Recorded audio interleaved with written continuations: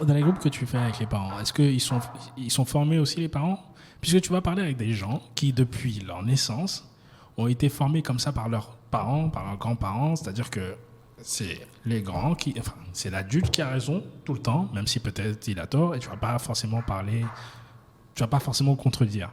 Donc, pour que ta méthode elle fonctionne, et je suis persuadé que elle doit fonctionner, mais il faut que tu aies des parents qui soient coopératifs. Quand je dis coopératif, c'est pas juste de dire oui, mais c'est d'appliquer aussi. Donc, ta difficulté, elle est double finalement, puisque tu as l'enfant effectivement que lui est en train de se former, et tu as un parent qui lui est formé depuis longtemps à une certaine méthodologie, à un certain système. Et moi, mon analyse à moi, c'est que la raison pour laquelle ton enfant est comme ça, même s'il passe beaucoup plus de temps à l'extérieur, puisque véritablement il est plus à l'école ou sur plus son téléphone, mais c'est de ta responsabilité, c'est toi qui l'as élevé. Donc comment tu fais pour gérer le militaire par exemple? Parce que, ok, ouais, j'ai pas de résultat, mais il a tellement été formé comme ça. En plus, il a été dans un métier qui est juste, ok, tu obéis, ouais, exactement. Comment tu... Je dis pas que tu dois le changer, mais quel outil tu peux lui donner à lui pour qu'il se transforme? C'est ça. Alors, tu sais, il y a deux choses. Là, tous les thèmes que je vais développer en 2020, Ouais. les thèmes qui parlent des parents, Ouais. je complète au 21e siècle. Ok. Tu vois? Parce que les enfants d'avant et les enfants d'aujourd'hui ne sont plus les mêmes. Tu penses? Tu vois, on avait la bosse. On avait la bosse. C'est quoi la bosse? On aimait étudier. Ah oui, Tu vois, avant, ok. on voyait les enfants qui étaient très bien éduqués. Mais tu vois, c'est la société qui favorisait cela. Tu vois, il y a ce qu'on appelle la dynamique motivationnelle à apprendre. Donc, quels sont les éléments qui amènent un individu à apprendre? Il y a la société, il y a la famille, il y a l'État, il y a tout ce, il y a le quartier, la commune, etc. Mais Yannick, tu vois, quand tu vois le modèle de vie des personnes du passé, tu vois, toute la communauté éduquait l'enfant. Ouais. C'est-à-dire, les parents eux-mêmes étaient des modèles. Quand tu allumes la télévision, tu avais des émissions de qualité. Tu vois, les programmes télévisés où il y avait la violence, le viol, tout ça, ça s'était pas donné à tout le monde.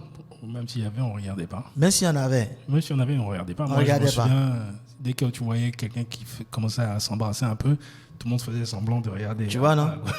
Donc, tu vois? Ouais. Et il y a un grand frère qui me disait, qui est plus âgé que moi, il me disait que lui, il habitait à Djamé, au 220 logements. Et il y a une de ses amies qui a eu la chance de partir en France pour étudier. Ouais. Et quand elle revient des vacances, elle porte une jupe mini. Okay. Une jupe mini, et puis elle sort avec ça. Mais toute la cité l'a chicoté. Tous les parents qui l'ont rencontré l'ont chicoté. Et le soir, quand son papa est revenu du travail, il est revenu avec 2 amis. Et donc, il arrive à la maison, sa femme lui apprend que les gens du quartier ont chicoté ta fille. Parce que voici comment elle était habillée. Les 2 personnes qui ont accompagné son père là l'ont chicoté, plus le père, 3 personnes. Tu vois, parce que l'éducation était vraiment à l'honneur. Quand tu vois la qualité d'expression des personnes dans les rues, etc., il y a des choses qu'on ne pouvait pas se permettre. Et les parents avaient la clé de l'information. Les parents avaient la clé de l'information. Donc, le parent pouvait décider exactement quand est-ce qu'il parle de sexe à son enfant, quand est-ce qu'il parle de ceci à son enfant, quand est-ce qu'il parle de cela à son enfant. Donc, il avait la clé de la connaissance. Mais Yannick, aujourd'hui, tu vois, avec 50 francs, 100 francs même, on souscrit Internet et on a l'information à gogo. Absolument. Tu vois? Mais le problème avec ça, est-ce qu'on a la bonne information? Donc, du coup, tu vois, si on reste encore dans nos manières, ou bien dans le mode dans lequel on nous a éduqués, tu vois que Yannick, on est dépassé. Il faut attendre peut-être 14 ans pour parler de sexualité à son enfant. Il faut attendre peut-être 10 ans pour commencer à envoyer l'enfant, lui demander de faire la table. Tu as perdu. Parce que, tu vois, lui, il y a longtemps qu'il a l'information, en fait. Absolument, ok. Et ce n'est pas de l'information de qualité. C'est pourquoi moi, tu vois, mon slogan avec les parents, c'est dit, comment devenir un parent au 21e siècle? Donc, tu vois, quand je me retrouve en face d'un parent, je lui dis, tu sais, mon problème à moi, ce n'est pas d'avoir raison. Je ne cherche pas à savoir qui a raison, qui a tort. Mais moi, je cherche à avoir du résultat. Donc, si on n'est pas engagé à avoir du résultat ensemble, alors moi, ce n'est pas la peine.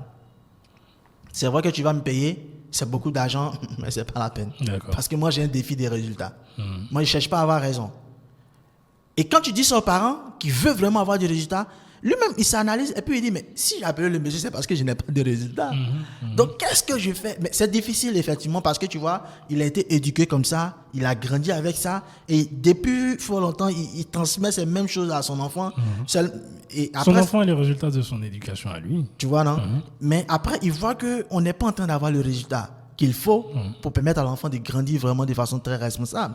Donc, généralement, quand ils viennent et que tu finis de leur apprendre ça, la responsabilité et le fait d'avoir du résultat, ils se disent, OK, je suis à ton école, non, mais il faut m'aider. Mais c'est pas facile parce que souvent, l'ancien mode revient. Donc, c'est tout un travail. C'est pourquoi je dis, nous, on travaille sur deux personnes. Le parent lui-même, parce qu'il faut qu'il comprenne d'abord la psychologie qu'il doit avoir au XXIe siècle. Et quand il a compris ça, ensuite, il doit faire un deuxième travail, comprendre la psychologie de son enfant au XXIe siècle, qui est déjà hard. Hein? Donc, lui, technologie, non, lui, il a l'information de qualité. À gogo, pardon, voilà. mais pas de qualité. Donc, après, tu vois, quand je comprends que je ne dois pas faire de réserve sur certains sujets, tu vois, je mets en place une routine qui me permet de rentrer d'abord en connexion avec mon enfant. Et quand je rentre en connexion avec mon enfant, ça me permet de comprendre quels sont les défis qu'il rencontre et quelles sont les informations qu'il a eues. Là, je suis en train d'écrire, par exemple, un livre sur la drogue. Tu vois, je me suis attaqué à cette question cette année et une enquête a montré que 93% des écoles en Côte d'Ivoire, et moi, j'ai demandé à mes amis qui sont partout en Afrique et dans d'autres pays, ils disent ont ce même problème-là. Mais beaucoup d'enfants touchent à la drogue aujourd'hui, pas parce qu'ils veulent toucher à la drogue, mais n'ont pas la bonne information sur la drogue.